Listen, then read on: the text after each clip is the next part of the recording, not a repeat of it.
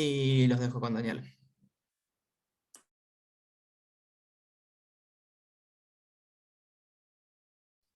Bueno, ahí está.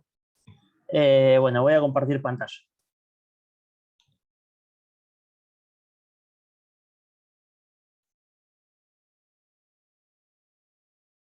Bueno, ¿se ve? ¿Se ve? ¿Se me escucha bien? Perfecto, buenísimo. Ahí todo el símbolo. Bueno, bueno, yo voy a hacer el ejercicio 14, luego Tomás va a hacer el 17 y el 18, y estos son los últimos ejercicios de la guía de ensambles.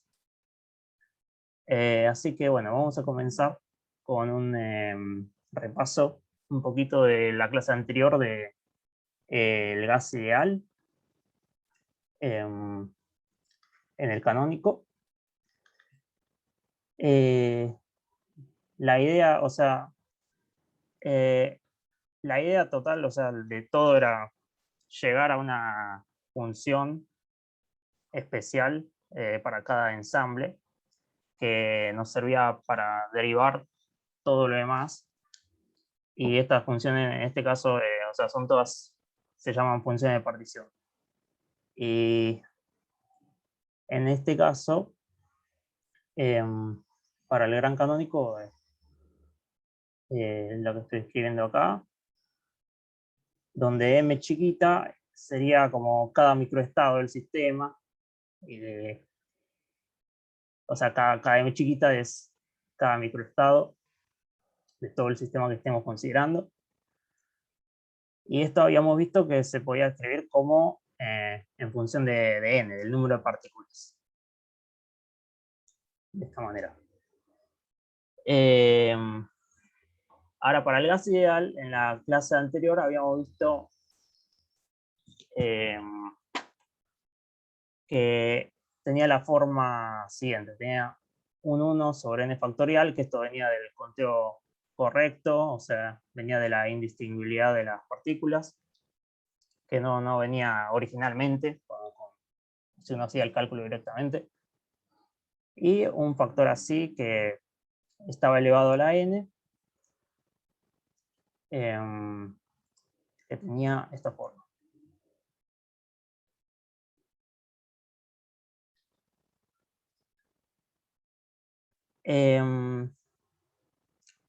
Bueno, todo esto lo hicimos, o sea, para un gas ideal clásico, sin, o sea, los únicos parámetros que tenía nuestro gas era el impulso P y la posición X de cada partícula. Y entonces decíamos, cada microestado está definido, etiquetado unívocamente por el impulso P de cada una de las partículas, o sea, definido para cada una de las partículas, para las n partículas. Y si tuviéramos, por ejemplo, un spin, también tendríamos que incluirlo ahí, pero es más o menos algo arbitrario, o sea, como que nuestro conjunto de microestados es algo que va a depender del problema. En este caso particular justo no dependió del spin, pero podría haber dependido del spin. Pero en otros casos directamente no depende de nada de esto y es un poco más arbitrario. Bueno,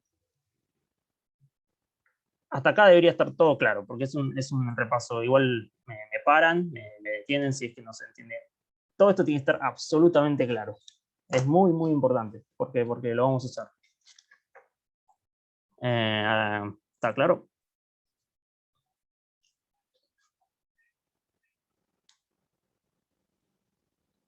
Sí. Perfecto, buenísimo, buenísimo. Bueno, entonces, lo que les decía, estos microestados del sistema dependen en general del número de partículas. Este número de partículas para un gas, por ejemplo, podría encontrarse en el rango 0, 1, o sea, estos no casi nunca, pero hay que considerarlos, hasta infinito. O sea, esto es lo que nos dice el gran canónico, o sea, podemos considerar todas las cantidades posibles de partículas y hacer luego el promedio de ese número sea algo dado de antemano. Pero igual hay otros sistemas que podría tener algún rango específico. Por ejemplo, podríamos tener un problema que solamente hable de una partícula o 3 partículas o 5 partículas. Y en ese caso, la función gran canónica la escribiríamos con una suma de los números posibles. N igual a 1, 3 y 5. Y listo. Y ahí se acabó. Y sería una gran canónica tan válida como cualquier otra. O sea, el tema es que el problema nos dice, bueno, el número de partículas posibles de este sistema está en este rango. Ahora, casi siempre va a ser de 0 a infinito, porque son gases o son sistemas físicos. Pero podría pasar algo segundo. Y en segundo lugar, el microestado depende del estado de cada una de esas partículas del sistema. Ahora, cuando decimos partículas, en realidad podría ser un ente abstracto que tenga algún estado, ¿no? No tiene que ser una partícula, pero en general van a ser partículas. Entonces, como les decía, ahora sí, volviendo al gas ideal, a lo que está más arriba, si uno agarra esta función, esta Q, la del canónico, la agarra y calcula lo del gran canónico para el gas ideal, vamos a hacer el desarrollo. El gran canónico, ¿qué nos dice? Nos dice, bueno, suma sobre, o sea, son dos formas de escribir, o sea, forma número 1 y forma número 2 de calcular la función de partición del gran canónico. Y cada una de estas dos formas va a convenir según el caso.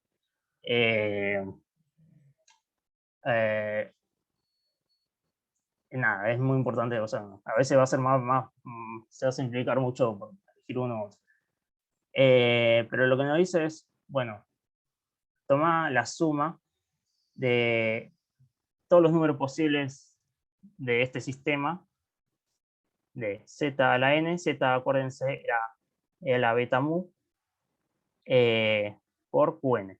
Y Qn era la del canónico, pero para n fijo. Entonces, el gas ideal es un gas, entonces n puede variar de 0 hasta infinito. Y si tomamos la Qn de arriba, nos va a quedar lo siguiente. Va a quedar n igual a 0, una suma así, hasta infinito, de 1 sobre n factorial, de z, por lo que está entre corchetes, a la n. Y esto es una exponencial. Entonces, nos termina quedando algo así. A ver. Ahí está. Ahora, espero que se entienda mi letra. Esta h cubo que está acá dividiendo, la vamos a meter adentro del paréntesis, donde está la 3 medios, así que va a meterse como un h cuadrado, dividiendo. De esta manera. Y así. Entonces, esta es la función del gran canónico. ¿Y por qué nos importa esto? Porque esto ya nos da mucha información. O sea, si recordamos de Termo, lo que nos decía era que había una conexión entre este ensamble con las variables termodinámicas, que era la siguiente. Menos PB igual a menos KT por el logaritmo del gran canónico. Si hay algo claro que no está claro, es simple. Pero esta era la conexión de Termo con el ensamble. Y si esto lo enchufamos en esta ecuación, vamos a tener como una primera ecuación para trabajar, digamos. En este caso, a propósito, les recomiendo que hagan la cuenta conmigo, porque Así se parece un poquito más a la clase prepandemia.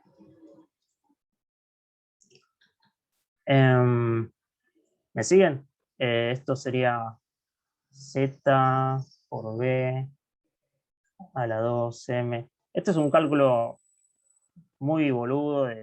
O sea, podríamos hacer muchos cálculos. Si quisiéramos, podríamos calcular la energía, la entropía, pero esto no va a servir después. Ahora, lo que quería hacer era, bueno, despejar mu de esta ecuación. Z era igual a beta mu. Y bueno, si ustedes hacen el cálculo, les va a quedar lo siguiente.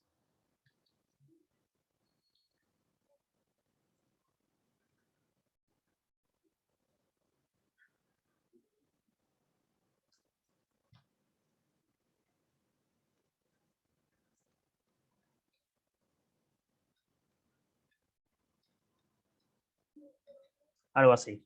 Esta es la mu del gas ideal del gas ideal. Y esto que está entre paréntesis se puede escribir como lambda q al cubo con lambda igual a la raíz de h cuadrado beta 2 mepi. Entonces nos queda eso. Bueno, eso es, hasta ahí se entendió, ¿no? O sea, eso fue un repaso de la vez anterior.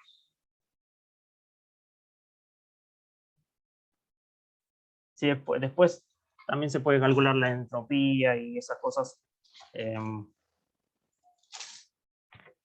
Pero hasta ahí está todo claro, ¿no? Por ejemplo, si quisieran calcular la entropía, sería S igual a K por el logaritmo de Z. O sea, esto es un... Ya lo vieron. Por ejemplo.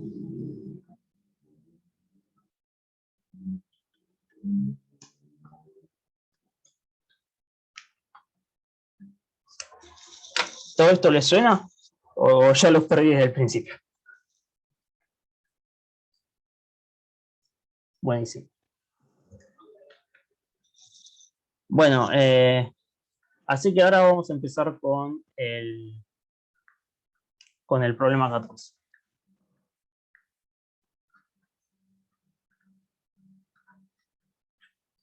Bueno, el problema 14 nos habla de un gas ideal que es como un sistema demasiado grande que actúa como un reservorio para una superficie que está en contacto con el mismo. Nosotros tenemos una superficie que ahí está en celeste, que lo que hacemos con esta superficie, a ver, voy a tratar de usar la gestualidad, porque lo que hacemos con esta superficie es meterla, sumergirla dentro del gas, ¿no? Y esperar que las partículas que van ahí bailando dentro del gas se vayan pegando en N lugarcitos que están, digamos, ahí, ¿no? Ahí en el lugarcitos. Y el tema acá es que, bueno, estos lugarcitos son como pequeños agujeros en donde el gas es absorbido o absorbido con, se le dice con D si es una superficie, no sé por qué. Y el tema es, bueno, el gas que está acá, supongamos que está a potencial cero. O sea, son partículas totalmente libres. Y la superficie, cada uno de estos n lugarcitos tiene un potencial que es más pequeño. O sea, de manera que como que lo va absorbiendo un poquito. Y vemos qué pasa. Como n, o sea, como son muy poquitos los lugarcitos, todas estas partículas van a pelearse por entrar y igual no todos van a estar, ¿cómo se dice? Ocupados, pero más o menos algo así. Pero lo podemos modelar. Ahora, lo primero que tenemos que hacer, siempre en todos los problemas, es preguntarnos qué tomamos como sistema.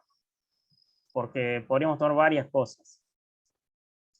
Y qué es lo que tomamos como sistema. Y qué es lo que tomamos como reservorio. Porque de eso va a depender todo lo que calculemos. Entonces, nada, yo en este problema, yo cuando estaba cursando esta materia, yo lo resolví totalmente distinto y mal, me di cuenta cuando lo estaba haciendo, porque había tomado como sistema directamente los agujeros. Y entonces, como son n agujeros, había un problema porque era como que cuando una partícula ¿cómo se dice? Acá tenemos un agujero y acá tenemos una partícula que va a ir hacia el agujero. En esta situación había como que esta partícula desaparecía de la nada. O sea, ok, desaparecía y de repente esta partícula adquiría energía. Y es algo medio raro porque no se conservaba el número de partículas. Entonces nada, entonces lo que les propongo, o sea, hay ideas que a veces no funcionan. Lo que les propongo es tomar como sistema, no los agujeros directamente, sino directamente las partículas que están absorbidas en esta superficie. ¿Compra? Ahora les voy a preguntar, para sacarnos, porque ahora vamos a tener que aplicar ensambles, así que tenemos que sacarnos ensambles en sí. Sobre este sistema, y quiero que me respondan, ¿la energía cambia? Escucho. ¿Por qué? Porque si cambiara la energía, no podríamos usar el microcanónico, por ejemplo. Bueno. Sí, O sí, sea, si el cambia. número de partículas está puede cambiar la energía, entonces sí, debería estar cambiando. Claro, exacto, porque es verdad, puede cambiar el número de partículas y sí, totalmente. Entonces, el microcanónico, chao, ya lo descartamos. El canónico, el número de partículas cambia, ya habíamos dicho eso, entonces el canónico tampoco. Así que nos quedan dos ensambles, más o menos, que sería el isobárico y el gran canónico. Ahora, el volumen no es relevante, ¿no? Como que el volumen sería como el área de todo este cuadrado celeste. Si quisiéramos usar el isobárico, en particular tendría que variar el área, más o menos. O lo que definamos como área. Así que el isobárico tampoco. Así que entonces hay que usar el gran canónico.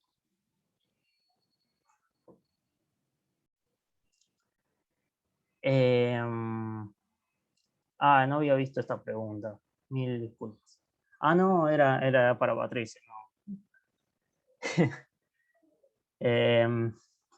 Bien. Así que empecemos con calcular la z del gran canónico. Hay varias formas. O sea, como les dije, había varias formas de calcular esta z del gran canónico. Y en este caso particular, para este problema, ambas son buenas, la verdad. A mí me gustan ambas formas de calcularlo. Así que empecemos con la primera forma. Vamos a calcularlo directamente con la suma de la forma en microestados.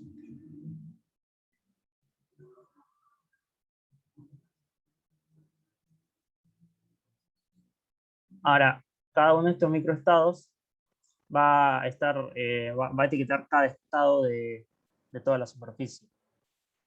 Entonces se puede modelar con un vector que tenga el número de partículas incluido en cada agujero. Y cada uno de estos sería N1 igual a 1, en ese caso está ocupado, o 0 está desocupado. Ahí no solo N1, sino Ni. Entonces, en particular, la cantidad de microestados total sería 2 a la n. Que serían todos los vectores de n componentes que tienen dos posibilidades. Entonces, esta suma va a estar hecha en un rango de 2 a la n elementos.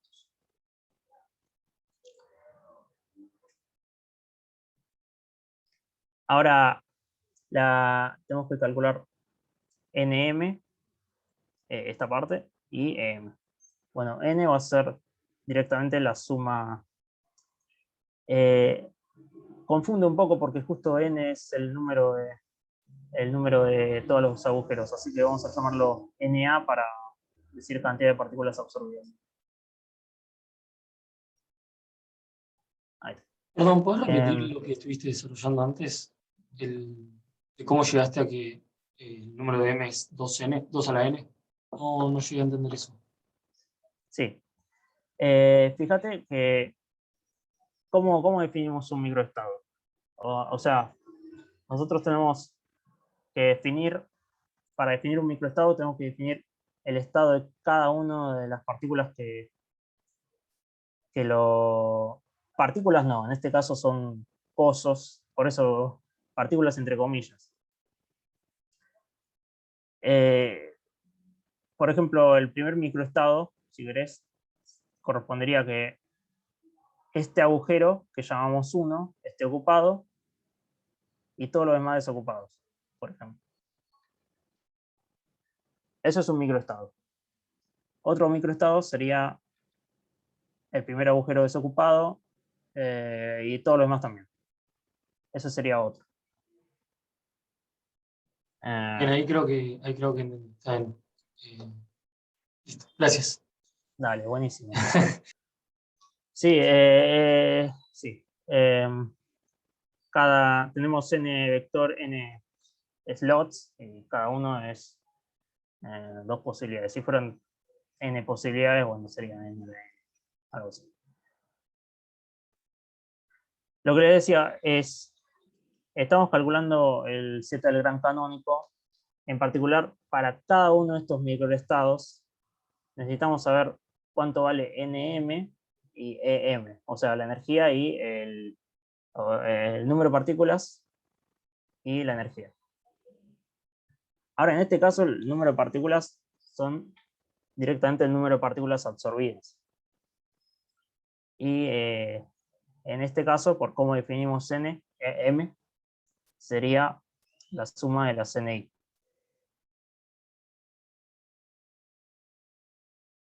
Porque Ni valía o 0 o 1 dependiendo si estaba ocupado.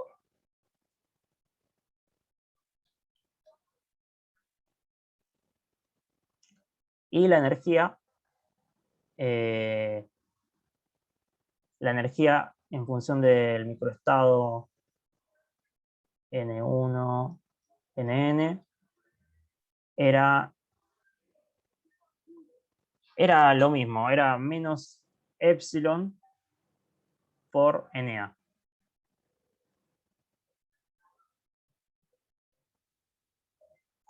O sea, era absolutamente proporcional al número de partículas absorbidas.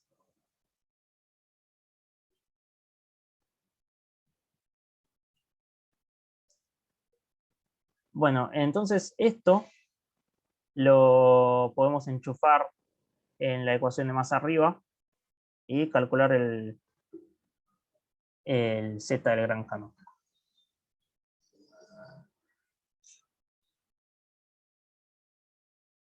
Ahora, esta suma en M vamos a escribir de la siguiente manera.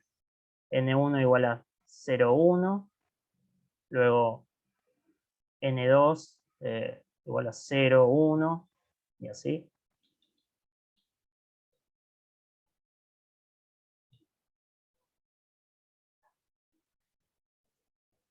O sea, acá estamos sumando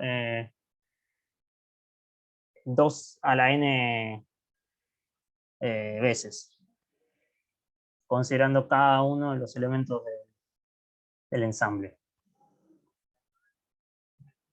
de los microestados del ensamble. Y acá teníamos E a la beta, no me acuerdo, mu por n.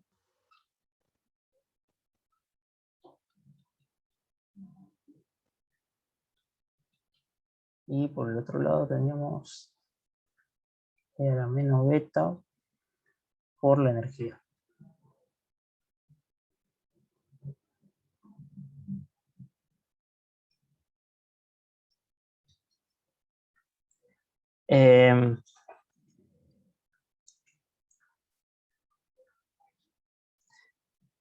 Bien, esto se puede escribir. Esto, no sé si vieron una cuenta parecida. Esta es una cuenta que aparece muchas veces. Va a volver a aparecer seguramente cuando vean la parte cuántica. Pero estas exponenciales, como son exponenciales de sumas, se pueden escribir como productos de exponenciales. Entonces, como estamos sumando en i, vamos a hacer un producto en i, de 1 hasta n, y sacar la suma, básicamente.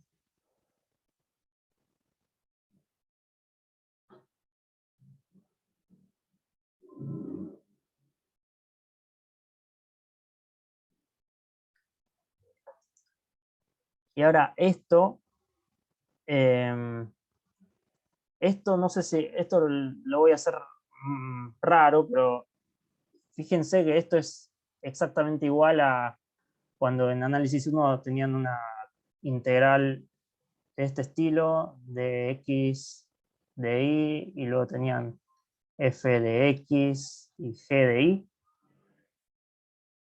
¿Esto qué pasaba con esto? Pasaba que como f de x no dependía de y, entonces podía salir afuera de la integral.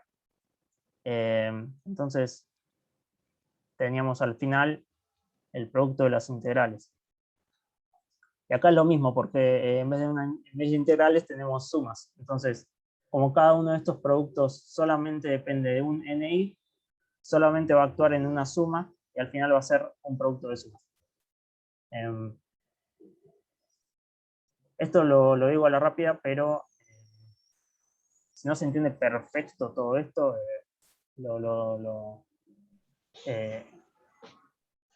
dado que es un cálculo que va a aparecer muchas veces en esta materia, es muy importante que lo entiendan. Daniel, el E a la beta NI no sería con el signo menos ahí. A ver.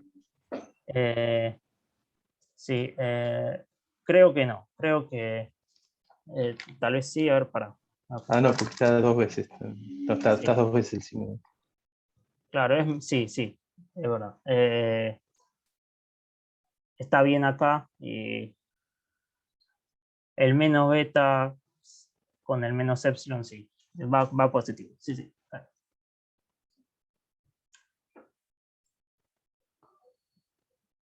Bueno, lo que les decía era, nada, este cálculo tiene que estar absolutamente claro. Va a aparecer 1000 veces.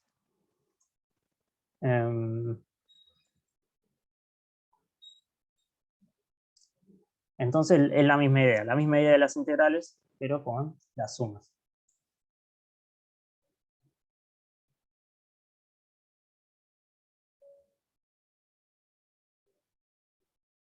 Vale, lo voy a escribirlo más compacto.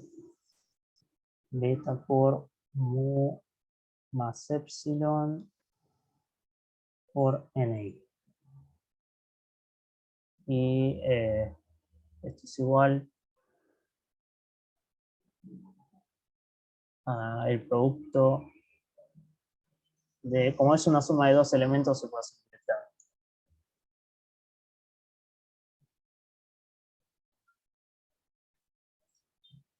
Ahora, como son todos iguales, se puede hacer directamente a la n.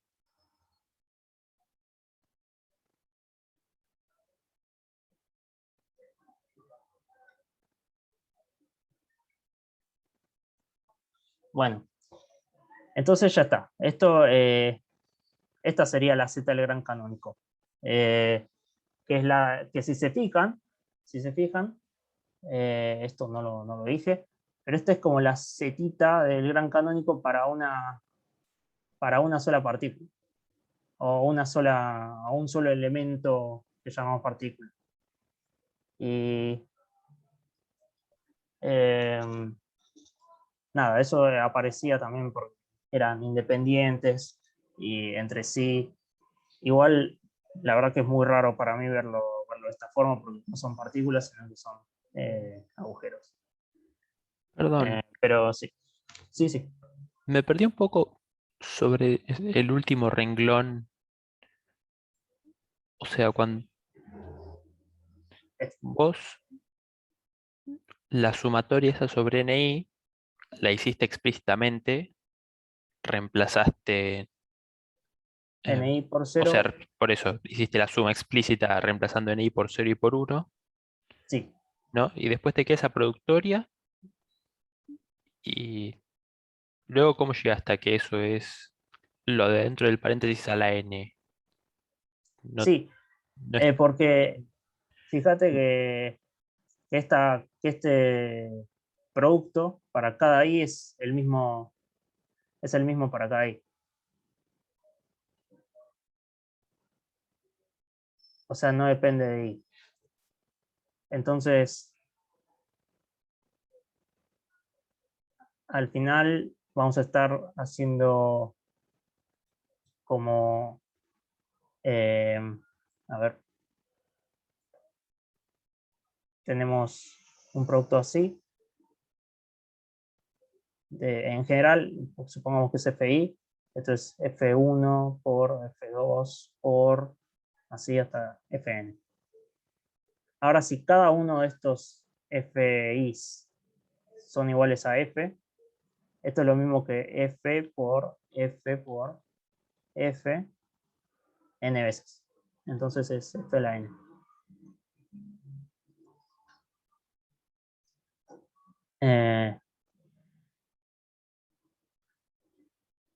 ¿Quedó claro o me confundí en algo? claro, sí, o sea, el meollo de la cuestión es que no tiene dependencia ni lo que está dentro del paréntesis, ¿no? No, Exacto, exacto, ok. claro, totalmente. Bueno, entonces, nada, habíamos llegado a la Z del gran canónico. Ahora, yo les había dicho que había otra manera. Si se acuerdan, había una forma más que era escribir la Z del gran canónico como la suma de la Zn por Qn. Entonces hagamos eso.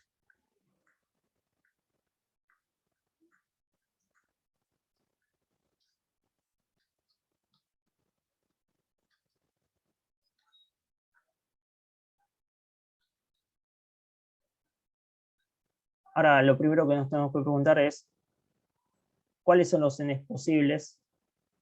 Ya empezamos mal con la notación igual porque n justo coincide con el número total de agujeros.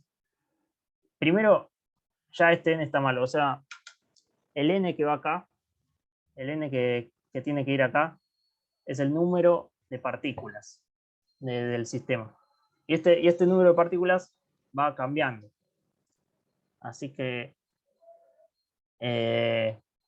no puede ser n que es fijo. Así que es el número de partículas absorbidas. Ahora, la pregunta es, ¿cuáles son los Na posibles? Porque, bueno, si fuera un gas ideal, listo, es de 0 hasta infinito la suma, y chau. Pero en este caso no, o sea, vamos a tener como un límite. Entonces, esta es la pregunta que uno hace para ver si están despiertos. Na es el número de partículas absorbidas por el coso. Va a tener un rango posible.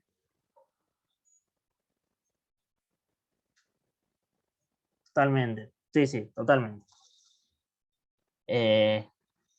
Sí, ¿quién hablaba? Francisco y Camila acertaron. Sí, es básicamente todas las posibilidades son estas.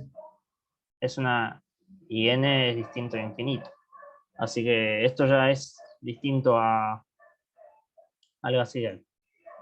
Entonces, buenísimo. Si sumamos sobre todos estos números, vamos a tener ¿cómo se llama? El gran canónico.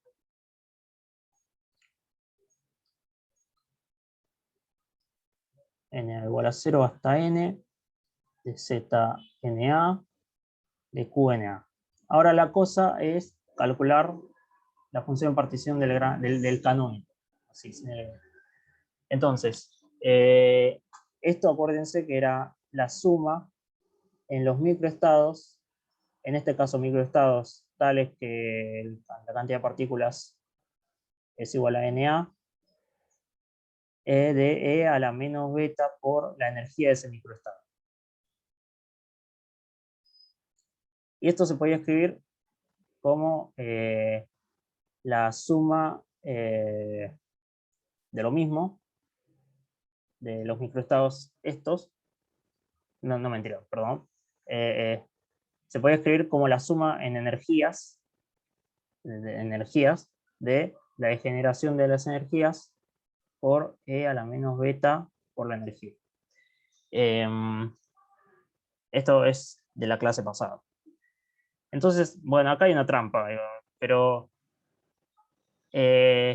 acá en realidad solamente estaríamos sumando en una sola energía, porque como Na está fijo, eso ya nos fija la energía. Entonces esta suma en realidad va a ser solamente en la energía menos Na por epsilon, y listo. Así que esta suma en realidad no existe. Y lo que nos tenemos que preguntar ahora es omega de esta energía. La degeneración, ¿cuántos microestados distintos con esta misma energía tenemos? Y si se fijan, esto es preguntarse, bueno, para que tenga esta energía, si tiene esta energía en este problema, significa que tiene determinada cantidad de partículas absorbidas. Supongamos que las negras ahí están sin absorber y las rojas son absorbidas. Y Na sería la cantidad de rojas y N sería la cantidad de negras más rojas. Algo así. Entonces, es un problema de la guía 2, esto, ¿no? O sea, ¿cuántas maneras tenemos de tener Na absorbidas dentro de las N totales? Combinatorio de N con Na. Sí, totalmente. Tendríamos esto, combinatorio N con Na, que era, acuérdense, era N factorial dividido Na factorial por N menos Na factorial. Entonces, la Q del Na, esta suma es engañosa, sería combinatorio de N con Na por E a la menos beta y la energía. La energía vale menos Na por epsilon. Entonces, buenísimo. Esto ya responde cuál es el canónico para un NA fijado de este sistema. Entonces lo que tenemos que hacer es enchufarlo en nuestra Z gran canónico y calcular el gran canónico. Que ya lo habíamos calculado con el otro método, pero por este no. Entonces la suma era de NA igual a 0 hasta N de Z al NA por Q NA, que es lo de arriba.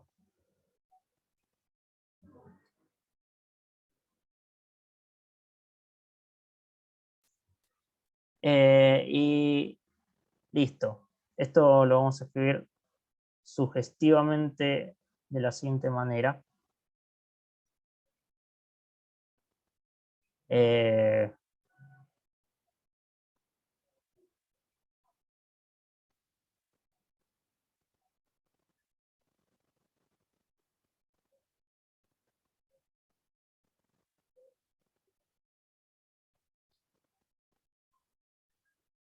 Ahí está.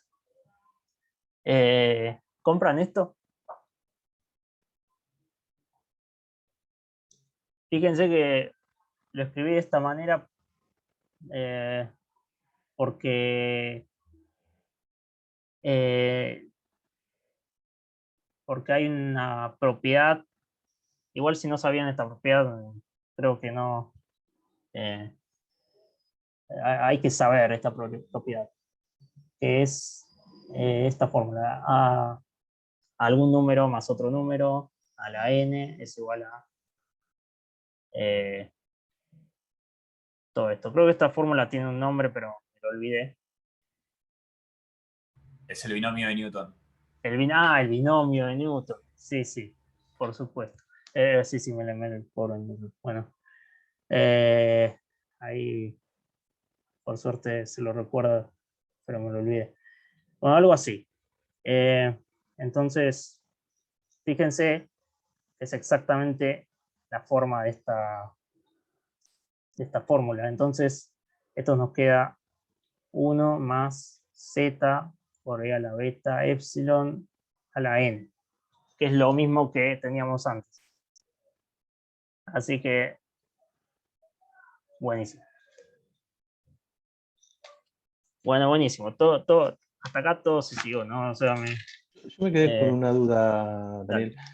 Cuando te dio el combinatorio N con NA, digamos, yo lo pensaba como el ejemplo de poner libros en estantes. O sea, yo pensaba que era N con NA menos 1, digamos.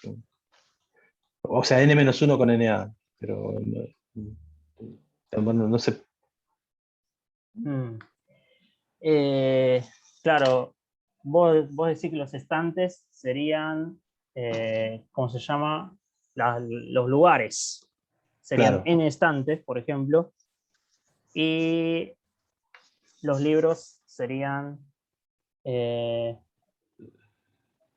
¿cuántos Los NA. libros? Claro, es que capaz el tema ahí es que ya está prefijado el número de libros, ¿no?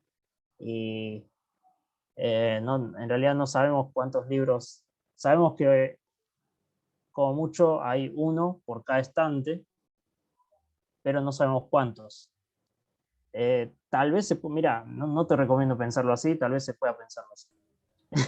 Claro, pero en el caso de los libros y los estantes, podés poner más de un libro por estante. Sí, claro, es verdad. Si solo podés poner uno, volvés a la situación más elemental, que es directamente es formas de elegir K cosas entre N. Ah, ok. No puede haber más de una partícula, digamos, por cada sitio. Claro, es verdad, sí. Sí, además tenés ese constraint también. Así que no, muy difícil pensar de esa manera. No, igual está buena la pregunta porque si no le decía de esta manera, es un problema de la guía 2 también. Entonces, bueno, no importa, ya tenemos la Z del gran canónico y con eso ya sabemos que tenemos toda la información que nos puede dar este problema. Igual hay que calcularla, o sea, no, no pueden decir, ya está, ya llega acá y irse. Así que esta es la Z-elemental canónico de la superficie absorbente.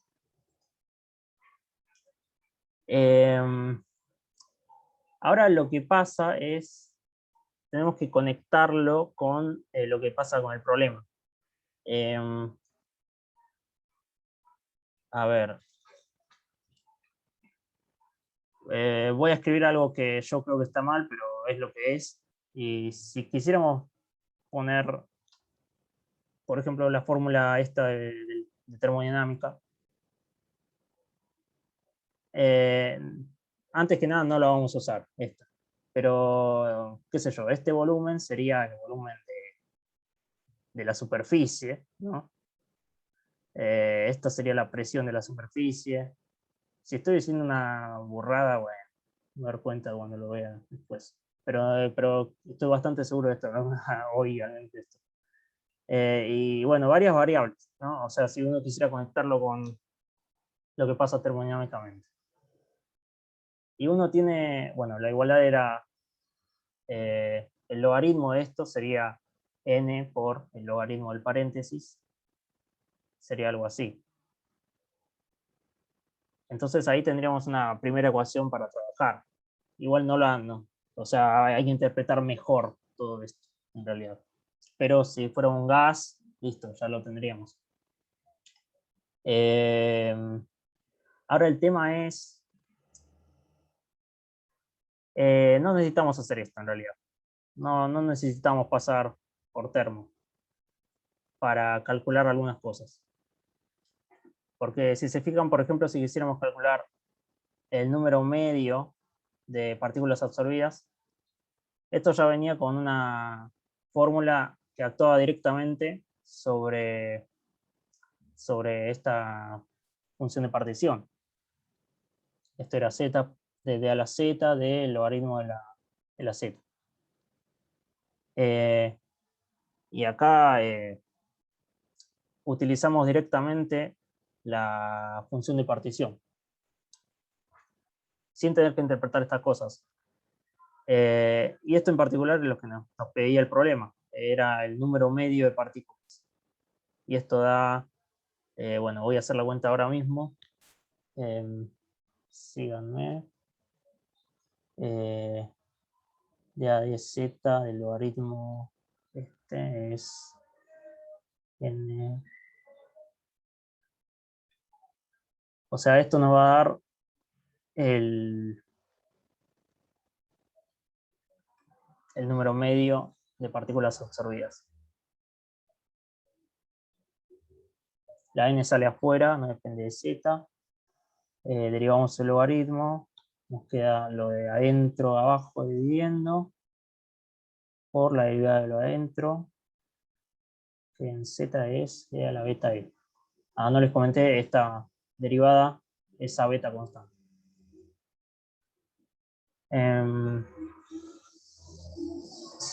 Esto queda n por z e a la beta e, epsilon digo, 1 más z por e a la beta epsilon.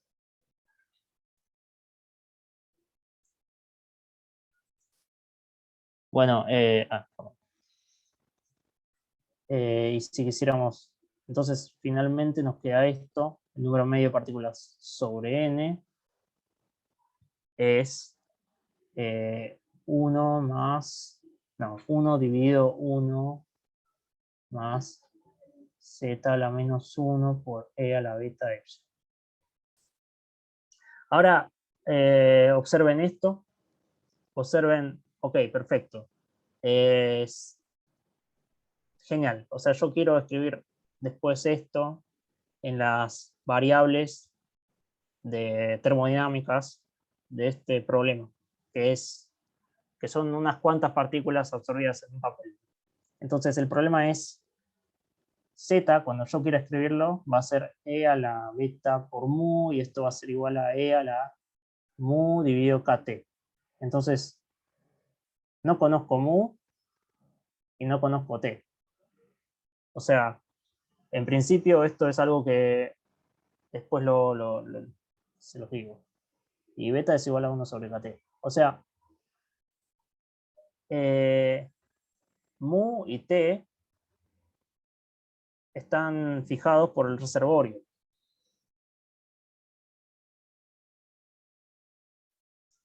Entonces, si se acuerdan, al principio de toda la clase, bueno, t lo sabemos, no es ningún problema.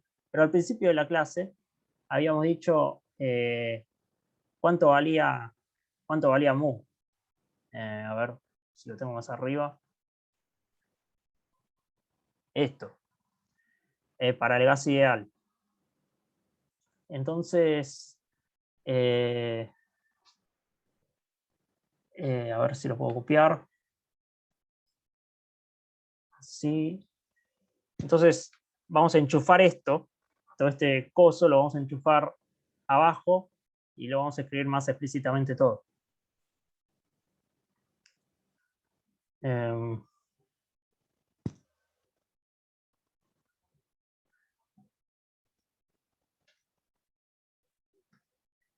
Entonces nos va a quedar lo siguiente. El valor medio de n sobre n total es igual a 1 sobre 1 más... no.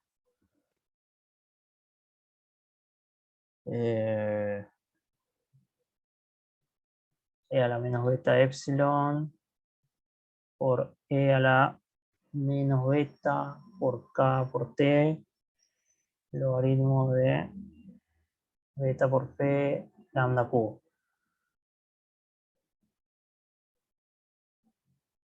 Y beta vale 1 sobre kt, así que se cancela con kt.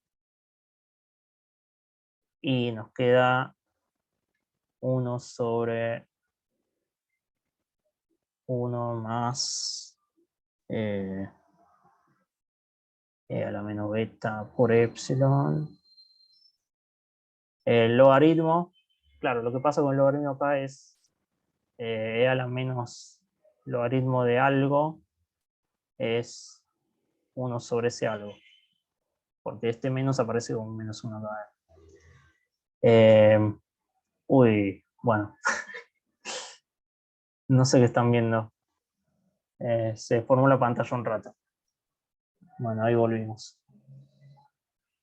Bueno, divide beta p lambda cubo. Y para que quede, tan solo para que quede más bonito, en realidad esto ya está. Vamos a multiplicar por p en ambos lados, arriba y abajo.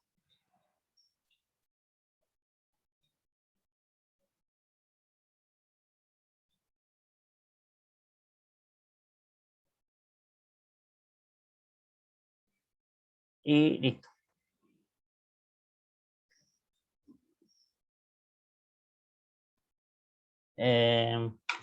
Listo, eso sería todo. Hasta acá siguieron. Esta P que está acá, es la P del gas. ¿Por qué? Porque provenía de la fórmula del mu. Es la P del gas. ¿Por qué se los aclaro? Porque también existe una P de la superficie, pero bueno, si me preguntaran a mí, yo las calcularía de esta manera, pero no quiero decirlo. Tal vez me estoy confundiendo. Esta P del gas provenía de la mu del gas ideal en el gran canónico. Y son todas variables que se conocen, digamos, porque conocemos el gran canónico. Y esto que está acá sería P0 de t. Esto básicamente era lo que nos pedía el problema. ¿Hasta acá alguna duda? Perdón, al final de la hoja anterior creo que te faltó un menos en el exponente del denominador. Ahí, ¿En cuál renglón? En el En E a el la último. beta epsilon. Sí, en El el último en negro. último renglón. Ah, este. Puede ser. Z a la menos 1 por E a la menos beta E. Ahí. Claro. 1 más Claro. Z a la menos 1 por E a la menos beta E. Sería arriba. Claro, pero entonces esto proviene de más arriba. O sea, no, Eh, no. O sea, No, el no, renglón no, no. anterior, Desde ahí. o sea, Solo el para renglón. pasar del anteúltimo al último, ahí. tenés que dividir arriba y abajo por Ahí está. Ahí Z está. Sí, a la es verdad, menos. es verdad. Sí, tenés razón. Entonces, Sí, me comí ese signo y esto lo copié de lo que tenía. Pero acá está bien, ¿no? Más abajo sí, porque este menos beta.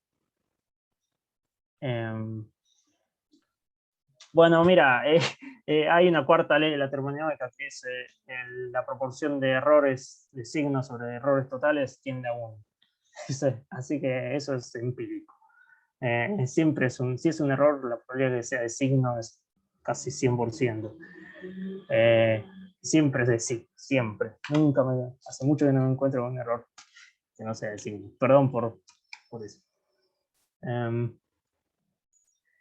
Bueno, eso es todo. Ahora le paso la posta a Tom.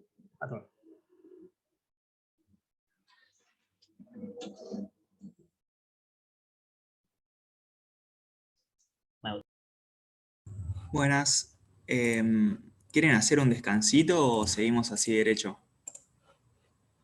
por mí seguimos, pero no sé qué quiere el resto. Bueno, igual voy a tratar de ser breve, así que... Dale, seguimos. Bueno, vamos a hacer el problema 17. Entonces, la idea es que vamos a tener n dipolitos. Vamos a representarlos con estas flechitas, mu, que están inmersos en un campo magnético, B. Y bueno, los dipolitos en principio pueden tener cualquier orientación con el campo.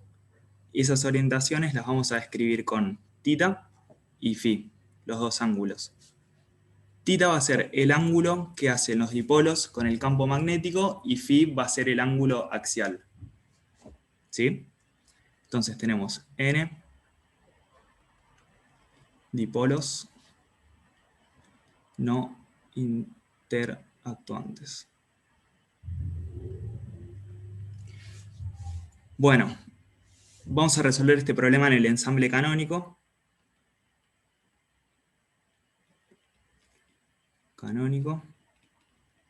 Y lo primero que tenemos que hacer es calcular la función de partición para las n partículas.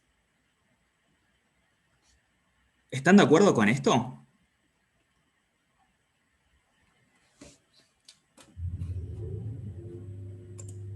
Ok, abro el chat.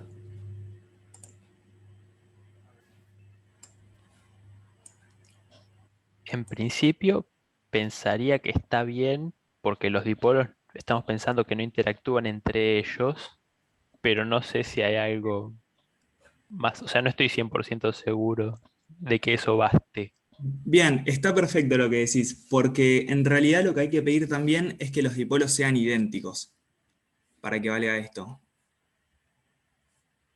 Así que vamos a pedir que sean dipolos no interactuantes e idénticos.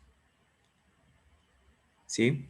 Pedimos que sean idénticos para que todos los dipolos se describan con las mismas variables, o sea, que todos estén en la misma situación. ¿Sí? Entonces, de esta forma podemos escribir a la función de partición total como el producto de n funciones de particiones que son iguales. Así que ahora vamos a empezar a trabajar con Q1. Bien, las energías de los dipolos están dadas por la proyección de menos el momento dipolar por el campo magnético. Y esto acá, fíjense que lo podemos escribir de esta forma. Por el coseno de θ. Bien, ahora, ¿qué pasa? Tita es una variable continua acá. O sea, el dipolo puede tomar cualquier orientación con respecto al campo. Entonces, antes, ¿se acuerdan que teníamos que Q1 era igual a la sumatoria de todos los estados que podía tener una partícula de E a la menos beta por la energía de cada estado? Entonces, en este caso vamos a tener la sumatoria sobre todas las posiciones de los dipolos de E a la menos beta por, perdón, esto... Sí, E a la más beta mu b por coseno de tita. Bueno, en realidad, vamos a escribirlo así primero. Ahora, ¿qué pasa?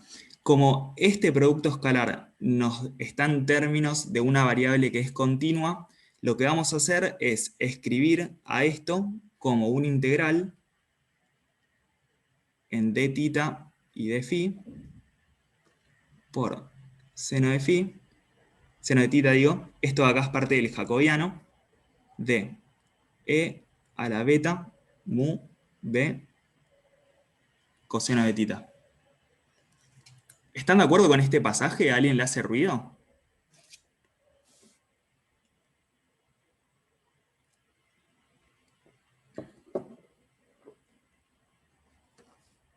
Es un cambio a polares.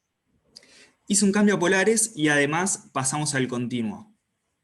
O sea, la idea es que nosotros en el ensamble canónico lo que hacemos es sumar sobre todos los estados de energía y ahora vamos a tener estados continuos, ¿no? Porque para cada tita distinto vamos a tener un estado distinto, una energía distinta y encima tita es continuo. Así que hacer esa sumatoria en el continuo equivale a hacer la integral y bueno, la escribí en polares, como dijeron recién. ¿Hasta acá todo bien entonces? ¿Seguimos? Entonces, Q1, que es la integral de 0 a 2pi en d phi por la integral de 0 a pi en d tita seno de tita e a la beta mu b coseno de tita. Esto acá, si lo meten en matemática, van a ver que les da 4pi por...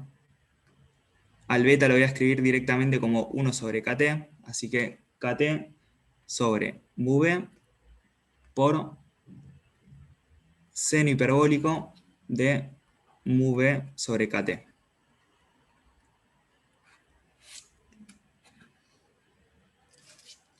Entonces,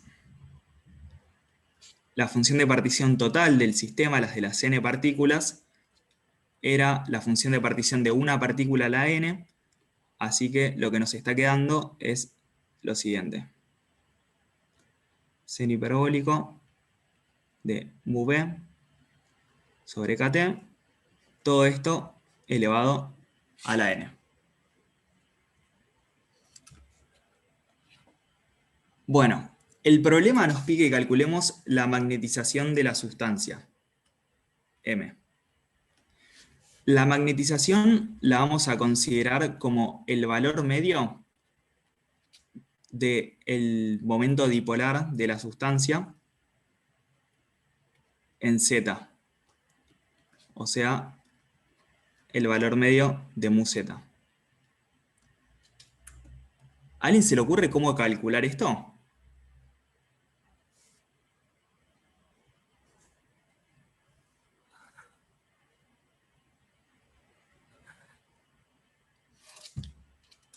¿Es una derivada respecto a B, puede ser? Sí, va por ahí, va por ahí. Vamos a terminar llegando a eso, muy bien. Entonces, la idea, no sé si se acuerdan de la guía 2, era que cuando nosotros teníamos una distribución de probabilidad, PI, entonces los valores medios de una cantidad X los calculábamos como la sumatoria de X y por PI. ¿Se acuerdan de esta definición?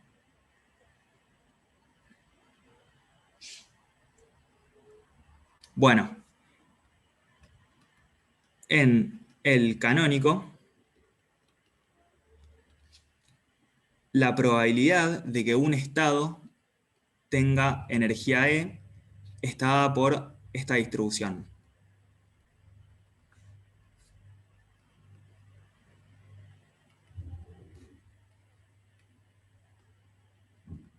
Donde todo esto de acá no es otra cosa que la función de partición.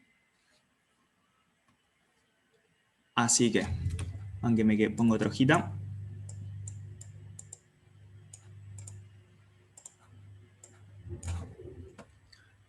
Entonces, nosotros queremos calcular esta cantidad, mu en z. Así que lo que tenemos que hacer es esto de acá. La sumatoria para todos los estados posibles de los dipolitos de mu por coseno de tita. Fíjense que esto de acá es la proyección del momento dipolar en z, es mu z, por e a la menos beta mu coseno de tita sobre tita phi e a la menos beta mu b coseno de tita. ¿Sí? Ahora, lo que decían era que notemos que esto de acá es equivalente a escribir esta derivada. 1 sobre beta por la derivada con respecto al campo del logaritmo del denominador de la línea anterior.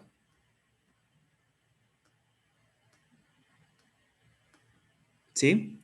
O sea, derivamos el logaritmo con respecto al campo, esto pasa dividiendo, que es esto de acá, y derivamos lo de adentro con respecto al campo, o sea, baja un beta mu coseno de tita. El mu coseno de tita se queda dentro de la sumatoria, y el beta, como no depende de tita y phi, sale y se cancela con este beta. Así que ahí vemos que estas dos definiciones son equivalentes. Y bueno, esto de acá no es otra cosa que 1 sobre beta por la derivada con respecto al campo magnético de, el logaritmo de Qn.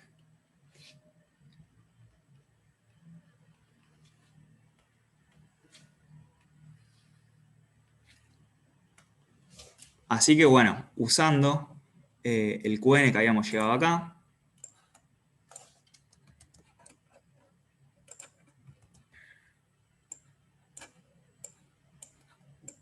más chiquitito imposible, se los dejé. Lo metemos en la fórmula y calculamos el momento magnético. Entonces, mu z es menos n sobre beta por la derivada con respecto al campo de Q1, ¿no? Porque Qn era Q1 a la n. Perdón, siempre me como el logaritmo. Logaritmo de Q1. ¿Sí?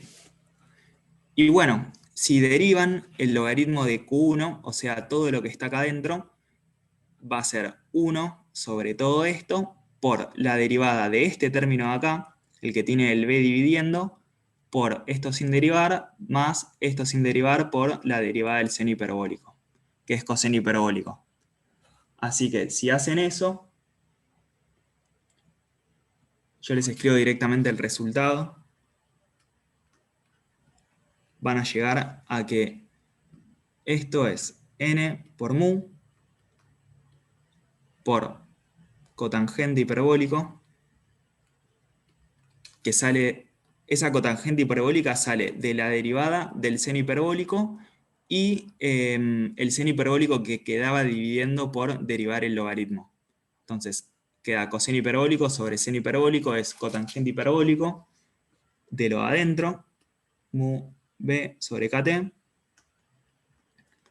menos el otro término donde se cancelan los senos hiperbólicos, y tenemos mu b.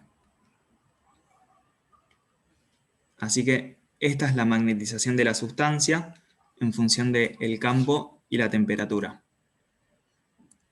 ¿Alguna duda hasta acá? El 4pi desapareció. El 4pi desaparece porque fíjate que está adentro del Q1, entonces cuando vos derivás el logaritmo pasa dividiendo, y después tenés que derivarlo de adentro del logaritmo que también tiene 4pi, entonces se cancelan, el de arriba con el de abajo. Ok. Así que llegamos a eso. ¿Es una pregunta? Sí. No veo bien por qué la variable del cual derivas es únicamente b, no b por beta. Ok. A ver.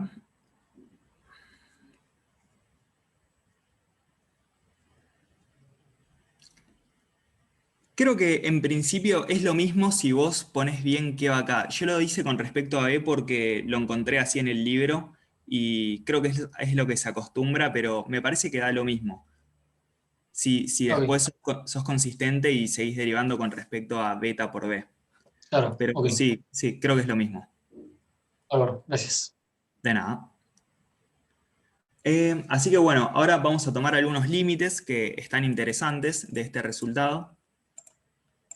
Primero, entonces, vamos a copiar esta expresión.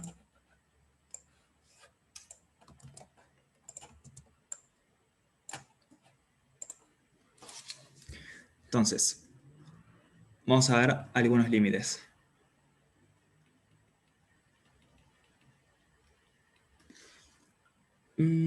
Primero que nada, la cotangente hiperbólica de x tiene una propiedad medio rara, que es que cuando x tiende a 0, esto se puede escribir como 1 sobre x más 1/3 de x a primer orden.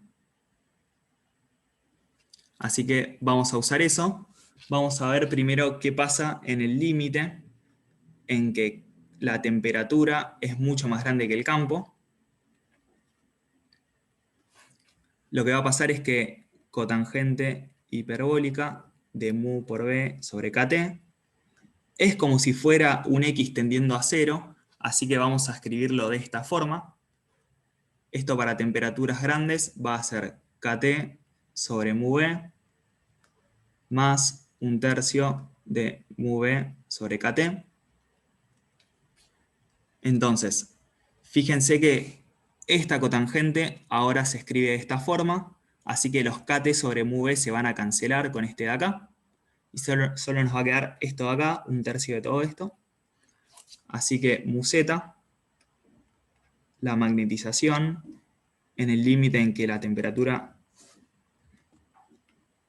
es mucho mayor que el campo, se escribe como n por mu cuadrado sobre 3 por beta sobre kt. ¿Sí? Fíjense en particular que en el límite en que la temperatura es muy grande, o sea, estamos en el mismo límite que antes, la magnetización tiende a 0. ¿Alguien se anima a decir por qué pasa esto? Intuitivamente. Y porque tenés todos los momentos apuntando para todos lados. Claro, exactamente. O sea, la idea es que cuando la temperatura es muy alta, energéticamente empieza a dar lo mismo para dónde apunta el momento dipolar porque el campo pierde importancia. Entonces, como dijiste recién, los momentos dipolares empiezan a apuntar para todas partes. Entonces, en promedio, la magnetización tiende a 0. Lo que nos dice la cuenta, además. Después podemos ver el límite en que el campo es mucho mayor que la temperatura. Y acá hay que usar esta propiedad de la cotangente hiperbólica, que es que cuando x tiende a infinito, la cotangente hiperbólica tiende a 1. En realidad esto es más menos infinito más menos 1, si no me equivoco. Entonces, esto de acá va a tender a 1. Esto de acá va a tender a 0, porque estamos diciendo que el campo es mucho mayor que la temperatura. Entonces, fíjense que la magnetización nos va a quedar simplemente N por mu.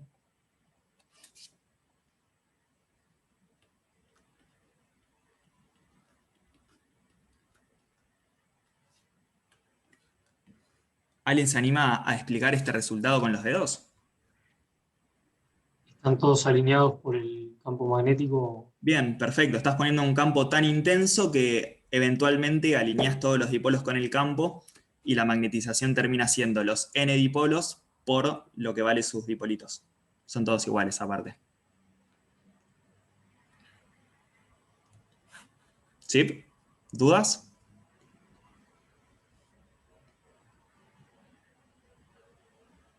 Perdón, ¿podrías volver a Sí. mostrar cuando pasaste de la sumatoria a la integral? Sí, obvio. A ver. Quiero... Esto. Yo después igual les voy a entregar un apunte mucho más claro que esto, pero está buenísima la pregunta. Acá, ¿no? Ah, ok. Sí, O sea, la idea de esto es que acá estamos viendo la función de partición de un solo dipolito. Entonces, lo que hay que hacer es sumar sobre todos los estados de energía de un solo dipolito. Sumar sobre todos los estados de energía de un dipolo quiere decir sumar sobre todas las orientaciones posibles, porque cada estado de energía está asociado a una orientación en tita. ¿Hasta ahí bien? sí. Bueno, como tita es continuo, esa sumatoria la tenés que escribir como una integral. Y bueno, en particular como estamos usando coordenadas esféricas, hay que poner el jacobiano.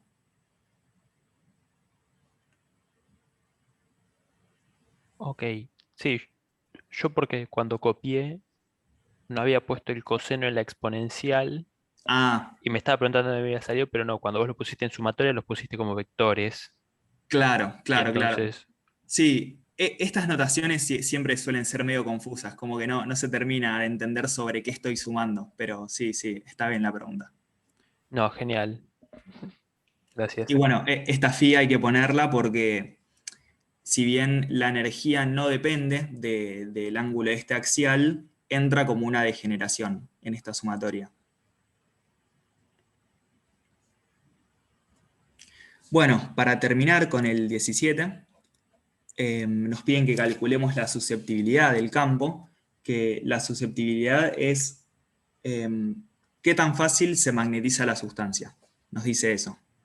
Y se escribe como la susceptibilidad es la derivada de la magnetización con respecto al campo, evaluada sin campo. Y bueno, como vamos a evaluar cuando el campo vale 0, podemos usar esto de acá para campo chico. Así que tenemos que hacer la derivada de esto con respecto al campo, que es simplemente derivar b. Entonces la susceptibilidad la podemos escribir como n mu cuadrado sobre 3 por 1 sobre kt. Y esto de acá es lo que se conoce como ley de Curie.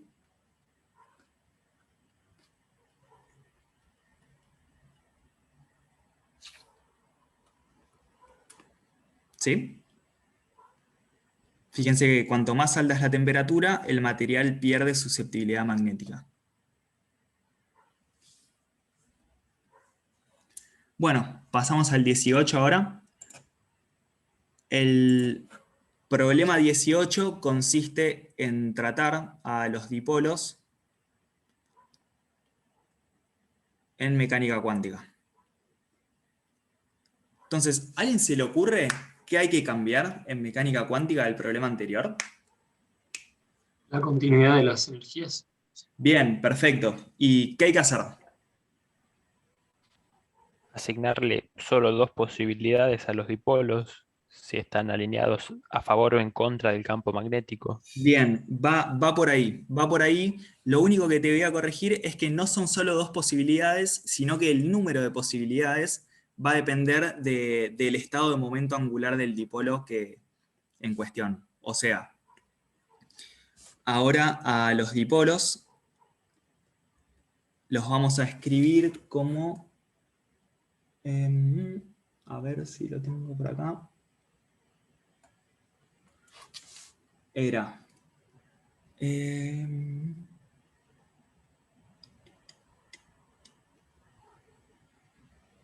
Ay, no me acuerdo la expresión exacta. Denme un segundito que no la escribí en el apunte. No les quiero vender humo.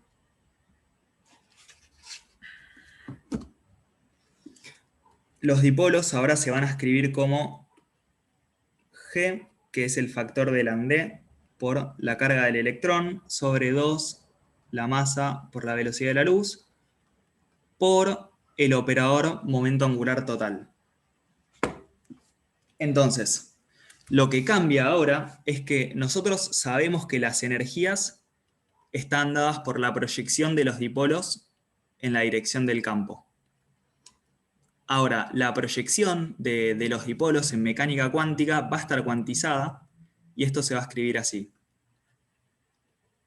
Este μ es el magnetón de Bohr, que es esto de acá. Vamos a empezar a escribirlo así.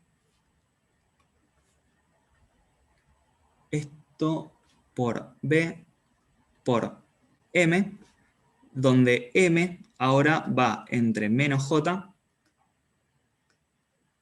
y J. Y acuérdense que J era S más L. Entonces, en el caso particular en que tenemos spin 1 medio y L es 0, ahora ahí sí van a tener solo 2 orientaciones. Pero en principio vamos a tener esta cantidad de orientaciones posibles. ¿Están de acuerdo con que sigue valiendo esto?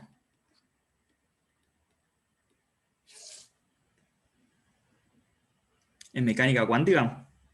O por lo menos en este setup.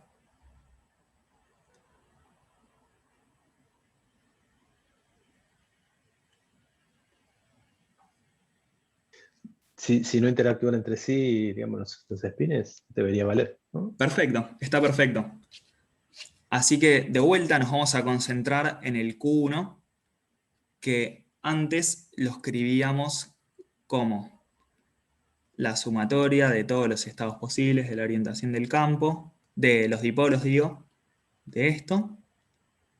Y bueno, ahora en mecánica cuántica esto se va a escribir así, como una sumatoria de m igual a menos j hasta j de a la menos beta g mu b por el campo por m. ¿Sí? O sea, la idea en el... Sí. ¿Podés subir un cachito de la hojita? Porque Sí. no pude copiar lo que está... Sí, perdón. Ahí está, eso sí, eso necesitaba el momento dipolar. Gracias. De nada. Bueno. Entonces, la idea es lo mismo. O sea, en el ensamble canónico nosotros tenemos que sumar sobre todos los estados de energía. Y para un solo dipolo, la sumatoria consiste en sumar sobre todas las proyecciones posibles, porque cada proyección tiene asociada una energía distinta por esta ecuación. Por G, el magnetón de Bohr, el campo, por M, la proyección. Entonces, Q1, que es la sumatoria desde menos J hasta J de E a la menos beta G mu B por M. Esto de acá es un galerazo, yo lo saqué del matemática, pero esta sumatoria da esto de acá.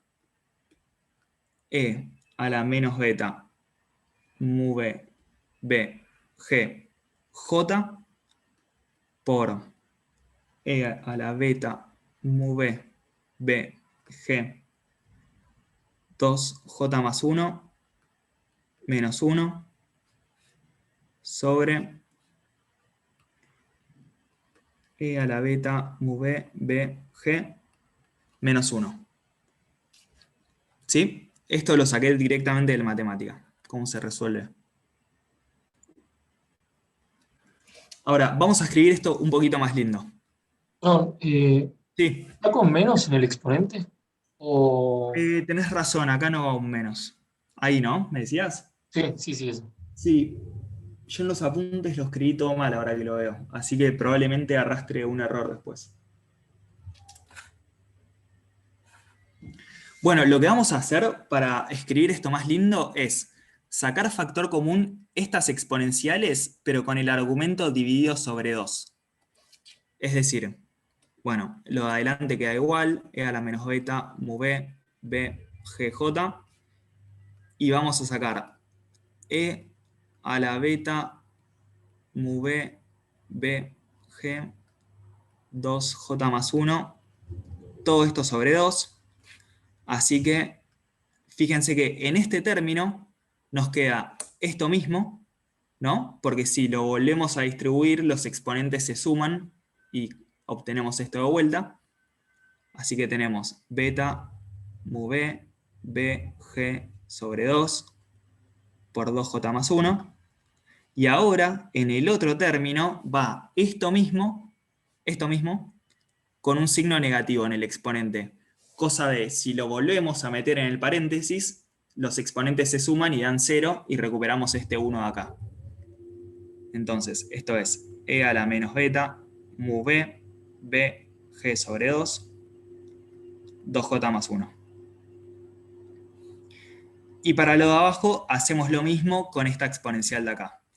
Sacamos factor común e a la beta, mu b, b, g sobre 2.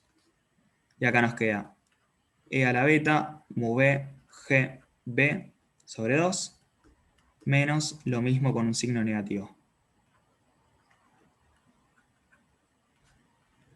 Bueno, fíjense lo siguiente. Por un lado, tenemos que... ¿dónde está? Esto de acá es igual a esto de acá con el 1. ¿Sí? Y están dividiéndose, así que se cancelan. Por otro lado, este término de acá, fíjense que los dos se van a cancelar y nos va a quedar igual a menos esto. Así que cuando se multiplican, dan 1. Se cancelan. O sea, todo esto de acá da 1.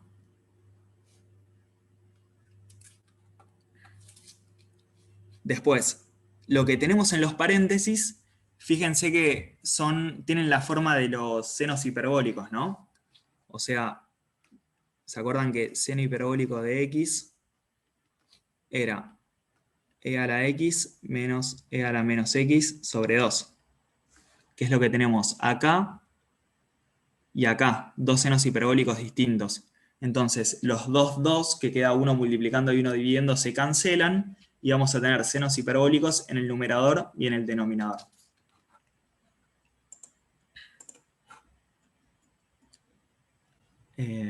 Así que escribo el resultado directo acá. Tenemos que Q1 ahora va a valer seno hiperbólico de 1 más 1 sobre 2j por beta g mu b, b por j sobre seno hiperbólico de beta g mu b, b sobre 2.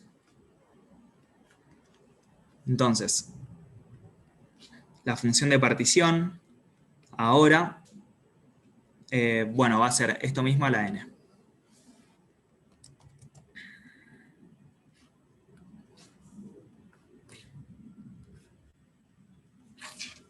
¿Alguna duda hasta acá?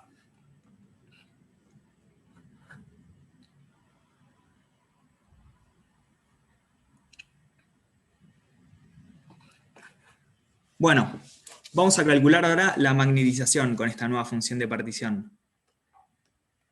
La definición de la magnetización es lo mismo de antes, es menos 1 sobre beta por la derivada con respecto al campo de el logaritmo de la función de partición. Ahora usamos esta función de partición. Así que esto de vuelta es menos n sobre beta por la derivada del logaritmo de Q1.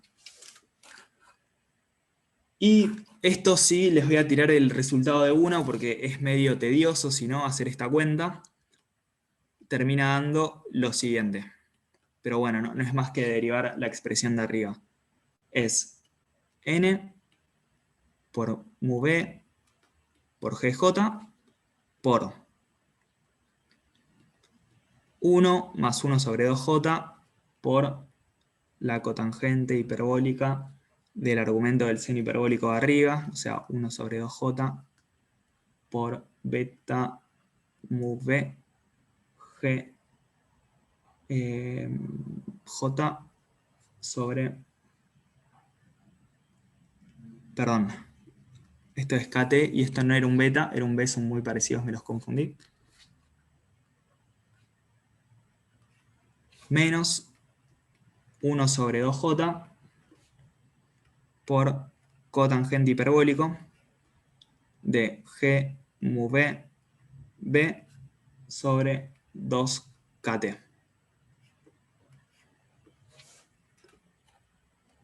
Bueno, ahora el problema nos pide que hagamos el límite de altas temperaturas con esta nueva magnetización calculada con energías de mecánica cuántica. Entonces, vamos a copiarla abajo para seguirle un poco el rastro.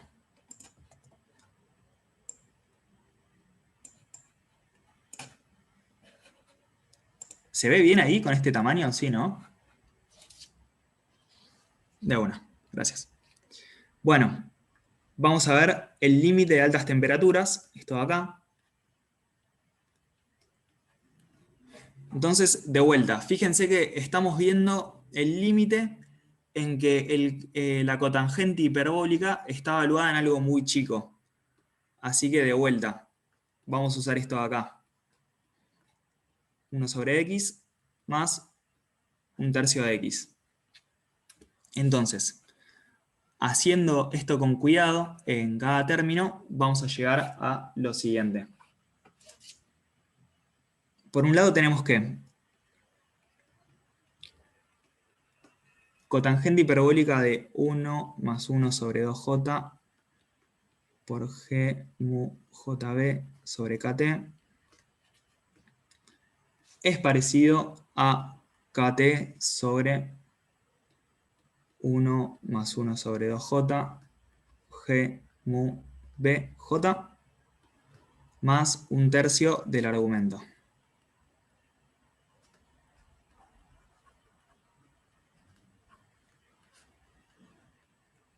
Después,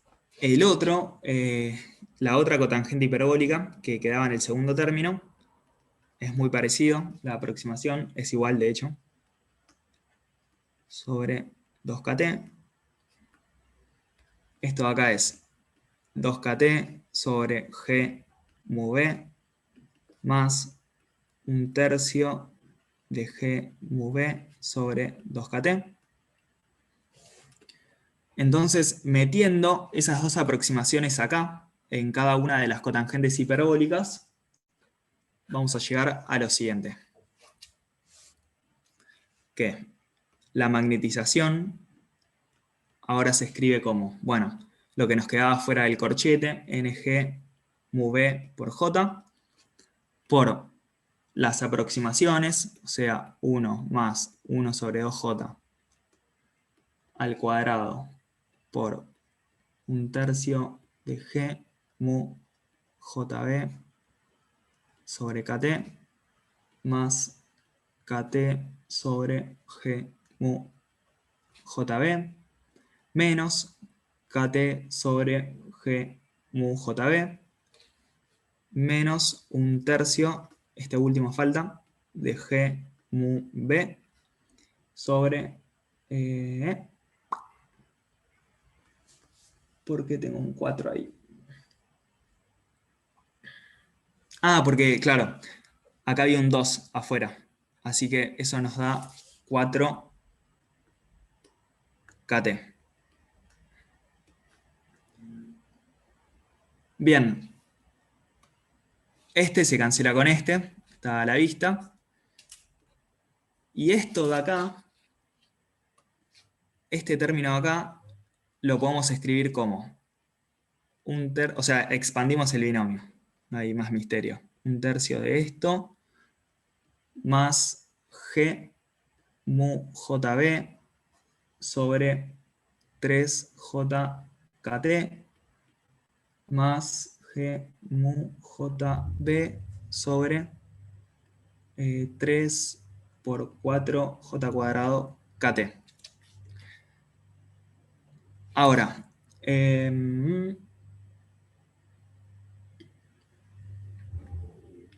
perdón, acá me faltó un J que venía de este de acá, el 1 sobre 2J. El 2 se hizo este 4 y el J quedó acá suelto. Entonces, ahora sí, esto de acá se cancela con el último término del binomio.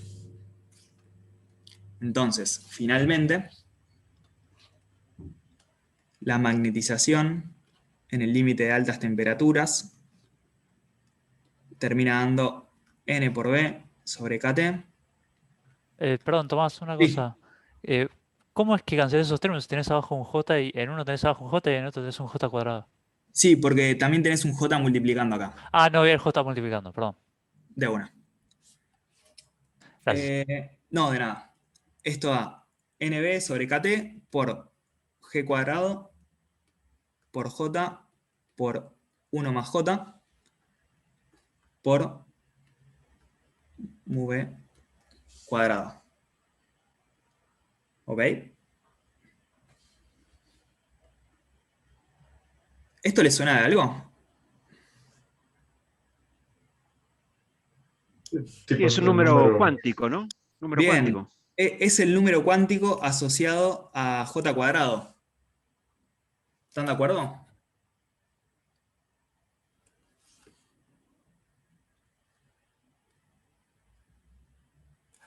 Bien, ¿seguro que están de acuerdo con esto? ¿Se acuerdan que es el de J cuadrado cuando tenían J por 1 más J? ¿Es el azimutal? No. No, es el del momento angular total. O sea, Momento angular. claro. Entonces, vamos a comparar lo que llegamos. En cuántica, llegamos a que esto da en Z, ¿no? NB sobre KT por G cuadrado J de 1 más J por mu B cuadrado. Y si vuelven para atrás en la carpeta, en el ejercicio anterior, en clásica, llegamos a NB sobre... ¿Acá me comí un 3?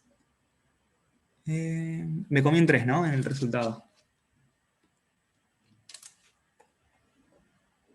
Un 3 acá. Y esto era NB sobre 3KT por mu cuadrado.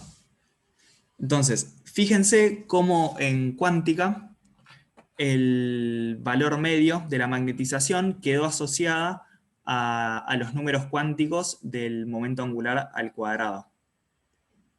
¿Sí? Y eso tiene sentido porque al principio del ejercicio habíamos dicho que ahora en cuántica el mu cuadrado, el mu en realidad, era proporcional al momento angular total de los dipolos.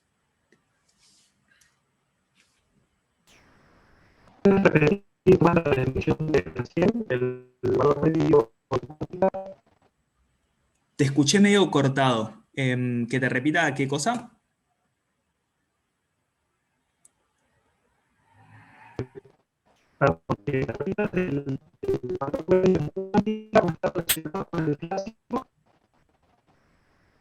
Ay, perdón, me llega medio cortado el audio. No sé si a alguien le llega bien y me lo podrá escribir o... ¿Me podés repetir esa última aclaración que hiciste del promedio total? ¿A qué estaba asociado? Algo así creo que dijo. Ok, gracias, Ale. Claro, o sea, la idea es que la magnetización media en cuántica nos dio algo de una, tranqui.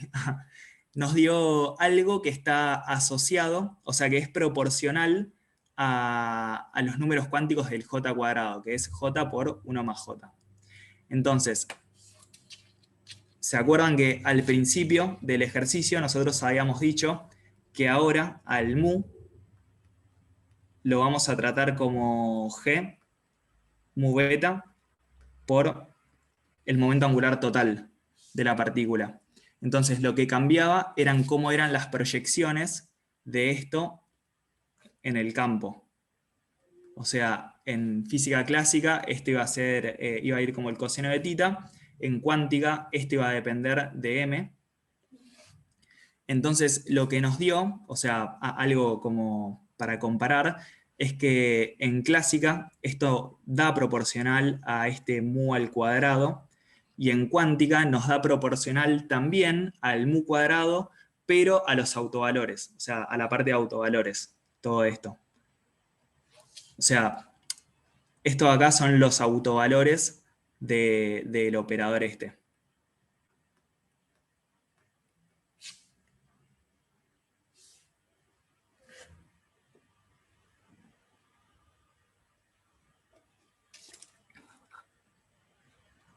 De una. Y de nada. Para terminar, les quería mostrar un par de límites interesantes que tiene esta expresión. Entonces, vamos a copiar acá de vuelta la expresión general, la de antes de aproximar, que era n, g, mu beta, j, por 1 más 1 sobre 2j, por cotangente hiperbólica de 1 más 1 sobre 2j, g mu b, b sobre kt, j, menos 1 sobre 2j, cotangente hiperbólica de g mu b, b sobre 2kt. Bueno, el primer límite que me pareció súper interesante tomar es qué pasa cuando estamos en un nivel de momento angular muy alto, o sea, j mucho mayor a 1. Y para tomar estos límites y que la expresión tenga sentido, hay que pedir que cuando j tiende a infinito, el factor de lambda, ese g, tienda a 0.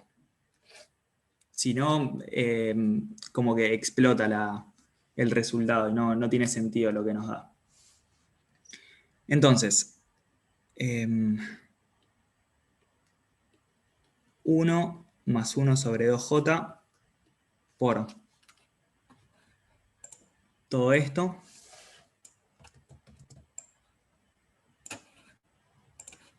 Cuando j tiende a infinito, lo que va a pasar es que este término de acá se va a 0,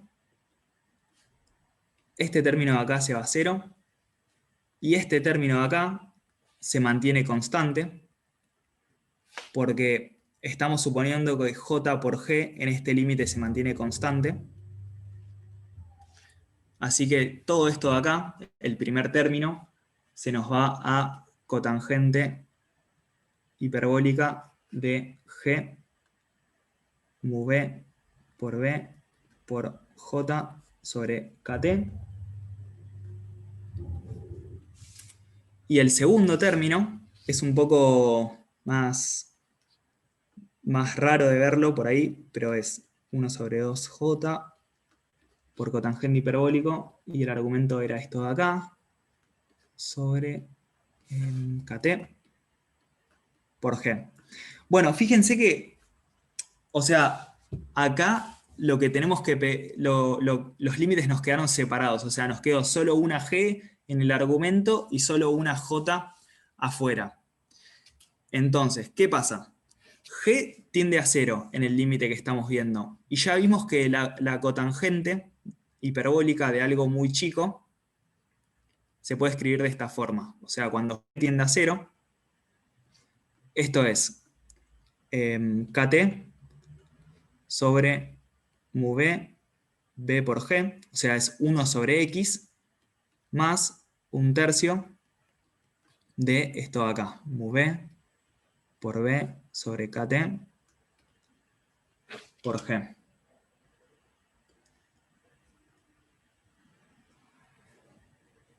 Entonces, esto lo vamos a despreciar porque g tiende a 0. El otro término, fíjense que nos quedó kt sobre 2 mu b por b por 1 sobre g por j. O sea, nos quedó algo constante. Entonces, cuando pedimos estas tres cosas simultáneamente, todo esto de acá lo podemos escribir como esto de acá. Entonces, la expresión final, o sea, mu z, cuando j tiende a infinito, g tiende a 0, y j por g tiende a una constante, nos da NGJ mu b por cotangente hiperbólica de GJ mu b por el campo sobre KT menos KT sobre 2GJ mu b por B. ¿Les suena esta expresión?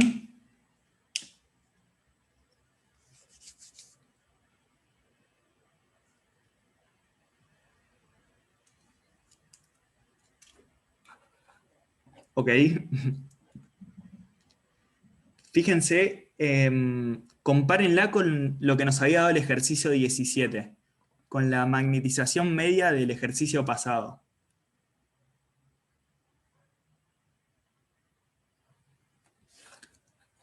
¿Se acuerdan que del 17, cuando los dipolos son todos clásicos, esto nos daba n por mu por cotangente hiperbólica de mu por b sobre kt menos kt por mu b.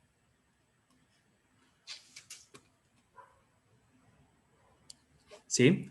Así que fíjense que de vuelta, haciendo esta correspondencia, g por mu b por j, obtenemos el mismo resultado, ¿no?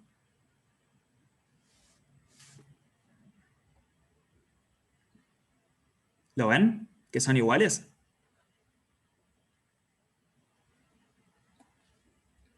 ¿Alguien se anima a decir o a explicar qué está pasando acá? ¿Por qué en este límite nos da igual que el resultado clásico? Cuando el J es muy grande, digamos, los estados intermedios que puede recorrer con proyecciones del spin son tantos que es como si fuera un continuo. Perfecto, es eso, muy bien. O sea, básicamente, por ejemplo, justo este color. Para j igual a 1/2, ya lo habían dicho antes, vamos a tener solo dos proyecciones. 1/2 menos 1/2. Pero cuando j empieza a ser muy grande, vamos a tener todo un abanico de proyecciones. Entonces, en el límite en que j tiende a infinito, este abanico se empieza a parecer más al continuo, y por eso empezamos a recuperar el límite clásico.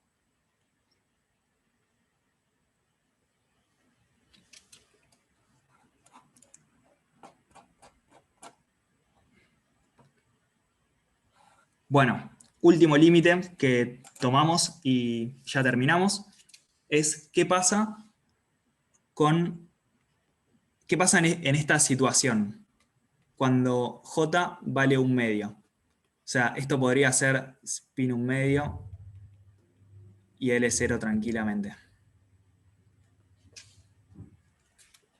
Bueno, esto en realidad no es un límite, sino que es ir acá.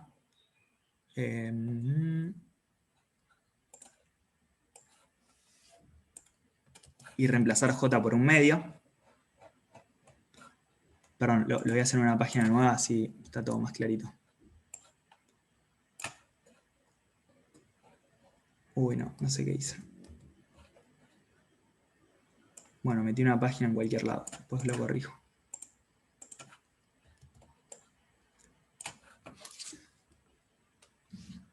Entonces, queremos ver qué pasa cuando J vale 1/2. Tenemos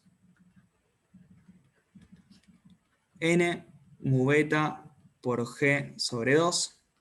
Ah, perdón, algo que me olvidé decirles es que cuando J vale 1/2, G vale 2. Es la degeneración de spin 1/2. Así que esto se cancela.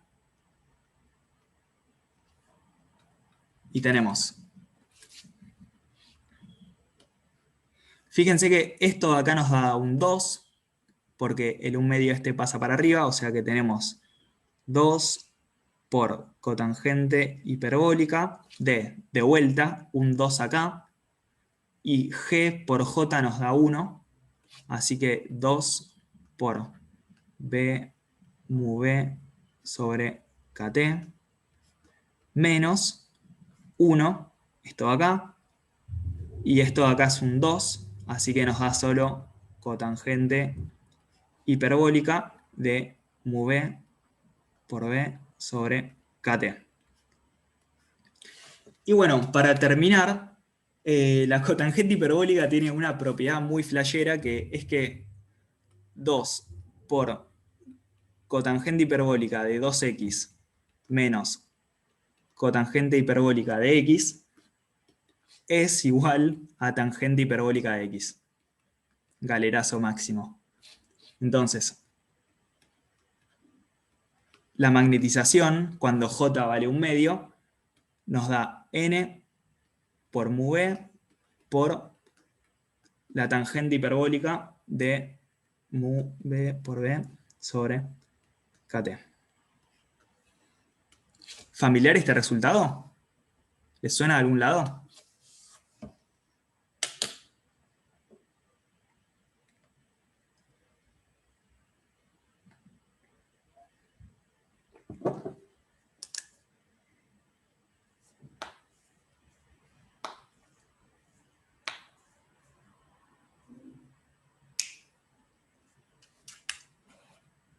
Ni idea.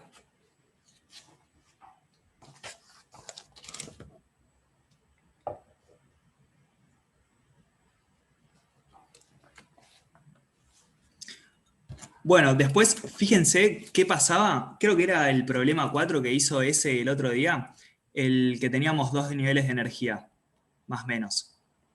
Fíjense si le encuentran alguna similitud con esto. Y pregúntense por qué. Así que nada, eso era todo lo que les quería contar hoy. ¿Dudas? ¿Comentarios?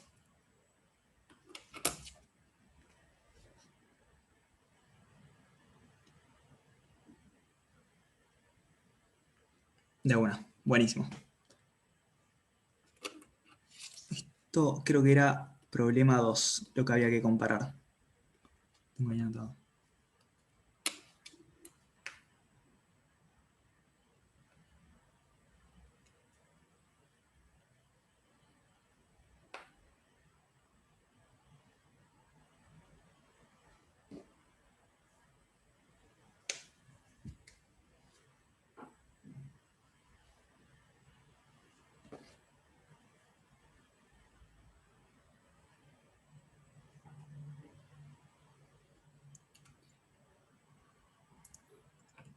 De nada. No sé si dejar de compartir o tienen alguna última duda de algo de acá. Bueno, cualquier cosa igual puedo volver a compartir. Corta la